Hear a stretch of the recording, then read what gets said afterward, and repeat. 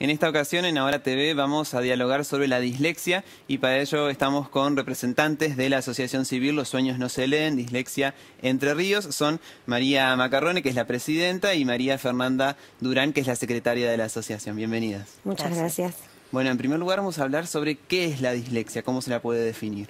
Bueno, la dislexia es una dificultad específica del aprendizaje que afecta la lectoescritura, el cálculo matemático y a veces también la escritura, ¿sí? Llamándose dislexia, disgrafía o disortografía y discalculia.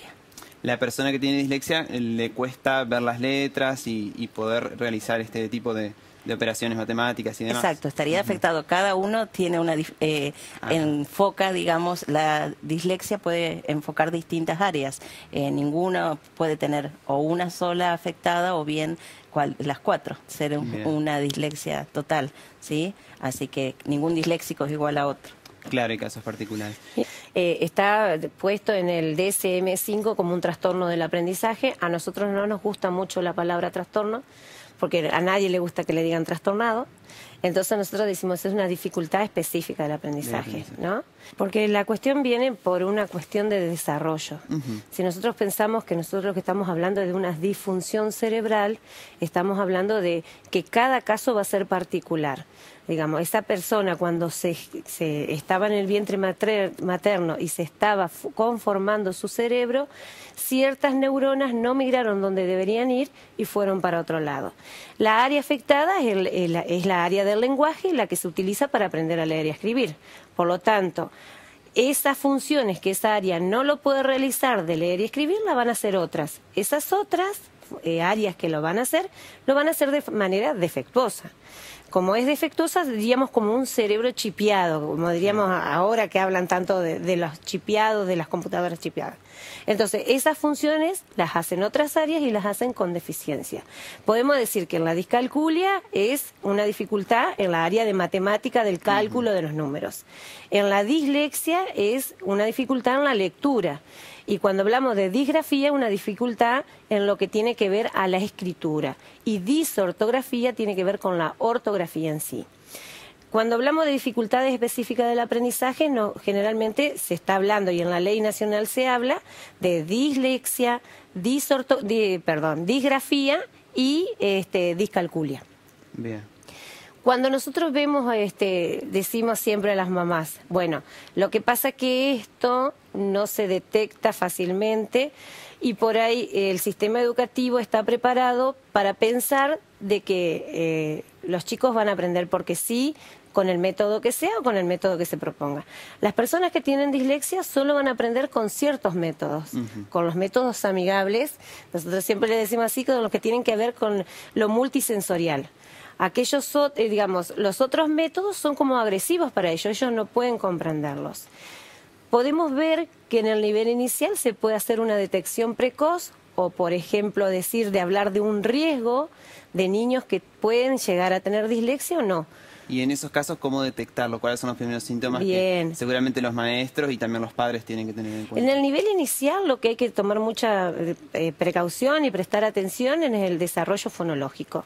Es decir, el chico habla bien, tiene alguna dificultad en el habla, tiene dificultad para la secuencia, para organizar la línea del tiempo, para aprender los colores, para aprender los nombres de sus compañeros, puede diferenciar las rimas, cómo terminan las palabras, cómo empiezan. Son esos chicos que van todos los días al jardín y, por ejemplo, no se acuerdan el nombre ni de la seño ni de sus compañeros. Hay que tomar mucha precaución y entender que los docentes detectan y lo que hacen es derivar a un psicopedagogo que va a evaluar. Si nosotros pensamos que en el nivel inicial, sala de 4 y 5, se presta atención y se deriva para una detección o si no, para una estimulación, para luego empezar primer grado y a mediados de un primer grado ven que no hay avances con los métodos que se utilizan, podemos llegar a pensar que se puede dar un diagnóstico a finales de julio o a mitad de año de primer grado. Pero si nosotros pensamos que ciertas líneas teóricas dicen que hay que esperar hasta tercer grado para dar un diagnóstico y decir que una persona tiene dislexia, estamos jugando con otras cuestiones. Estamos jugando con un niño que es inteligente, porque tiene una inteligencia media o superior, y que realmente nota que él no aprende como su compañero. Y ahí surge, si yo no aprendo como el que está al lado, ¿qué pasa? ¿Qué soy? ¿Qué tengo? Claro. Soy El tonto, propio niño se preocupa. soy bruto, y la sociedad también, porque este rótulo de que, no, sos un aragambo, tenés que estudiar más. Y no es porque tiene que estudiar más, es que el método no sirve para él. Entonces, por más que se le agreguen más horas de estudio, que se le manden más tareas a la casa, se le exija más, este chico no va a funcionar con esto. Porque lo que hay que lograr es que en los primeros años se logre el chico apropiar de ciertas herramientas, ¿no? Poder leer y escribir, nosotros creemos que tiene que aprender, pero no de una manera agresiva donde el chico pierda la autoestima. Claro. Y entonces, ante cualquier detección de algunos síntomas, ¿qué tienen que hacer los padres o docentes? Consultar con una psicopedagoga. Psicopedagogo Sí. es el profesional que diagnostica o ayuda también en este proceso. Y estimula, ¿no? Bien. Entonces nosotros decimos, puede ser que sea dislexia o no, o discalculia o no, pero algo está pasando. Si estimulamos en los primeros años, vamos a encontrar que el desarrollo de su trayectoria escolar va a ser mucho mejor que si lo dejamos que avance y esperar hasta el segundo o tercer grado para que repita y repita, porque no pudo aprender. Claro. Y a partir de que se detecta y se sabe que es dislexia o alguna de sus variantes, discalculia y demás, ¿cómo se trabaja? ¿Cuál es este método alternativo que ustedes indicaban? En realidad es la psicopedagoga la que le va a ir guiando todo un proceso de la ejecución de las tareas, los tiempos de aprendizaje, esto de la memoria a corto plazo que hablaba Mari, de los olvidos de un día para el otro, de lo que está aprendiendo, siendo que estuvo atento en el aula y todo lo demás. Entonces todo un trabajo que va haciendo que evolucione ese trastorno que tiene, logrando un aprendizaje adecuado. No se va. Es una condición de por vida. Claro, va adquiriendo herramientas que potencian los aprendizajes y uno aprende a convivir con la dislexia. Es decir, uno sabe que tiene errores ortográficos, entonces ¿qué hace? O busca una amiga que te corrija, o usa, las nuevas tecnologías, los correctores de la computadora. Exacto. Justamente ayudan a esta dificultad, porque la redacción, las ideas y todo está muy bien lograda, pero justamente la dificultad está ahí. Entonces, bueno, las nuevas tecnologías es uno de los métodos amigables que hablaba ella para poder corregir aquello que es dificultoso, ¿sí? Exacto. Se van logrando subsanar baches, digamos, para tener una buena base para todos los aprendizajes. Y una vez que, digamos, se sabe que es dislexia, lo que se hacen son adecuaciones de acceso, se llama. Y son todas adecuaciones que tienen que ver cómo recibe el contenido, cómo lo aprende y cómo se evalúa, ¿no? Entonces, la evaluación, por ejemplo, tiene que ser mayormente oral. Tiene que, por ejemplo, cuando el profesor da un tema, tiene que darle de múltiples maneras el tema.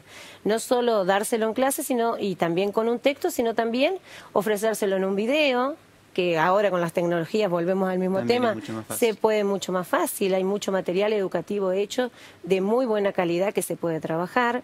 También lo que se puede utilizar es, por ejemplo, las fotocopias que tienen que ser claras, hay ciertos tipos de letras y también el tamaño de la letra y el espaciado entre palabra y palabra, y interlineado, que tienen que ser modificados. No podés darle a una persona con dislexia o disortografía o disgrafía una fotocopia pequeña así, toda llena, grisácea, porque también nosotros entendemos que los libros cada vez vienen con colores pasteles para que no se puedan fotocopiar, pero el docente tendrá que buscar las estrategias de o pasarlo en un Word o ver cómo lo hace, porque no se puede entregar ese material así. Hay tanta, ¿cómo podríamos decirle?, interferencia para poder leer o para poder visualizar lo que el maestro quiere enseñar, que realmente es imposible acceder. No solo para las personas que tienen dislexia. Yo he visto fotocopias así, porque con el tema de la economía estamos mal, que queremos todo, que nos dure mucho la foto. Sí, que en una fotocopia saquemos 20, y no se puede, lamentablemente no se puede. Por ahí, por eso, claro, tal vez el usar las computadoras, las netbooks. La anticipación a los padres, tender puentes entre nosotros, también, ¿sí?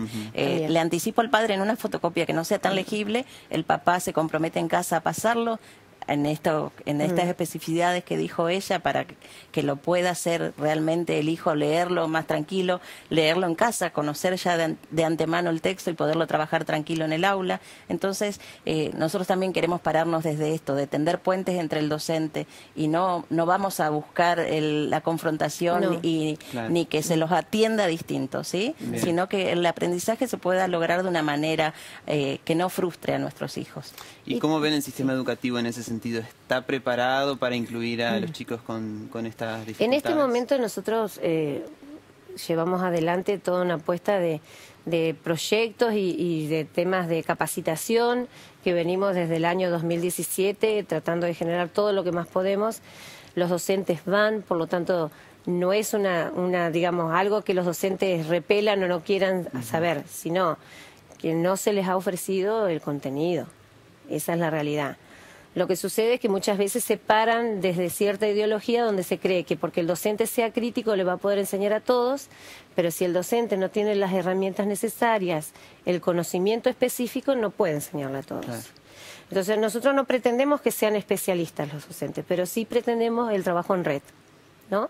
Así como el docente cumple su labor en el aula, la psicopedagoga en su consultorio, los padres en la casa, trabajar conjuntamente, es decir, aquello que cada uno pueda aportar para el beneficio, no solo de las personas que tienen dislexia, sino de todas las personas que tengan alguna dificultad, va a ser mucho más productivo.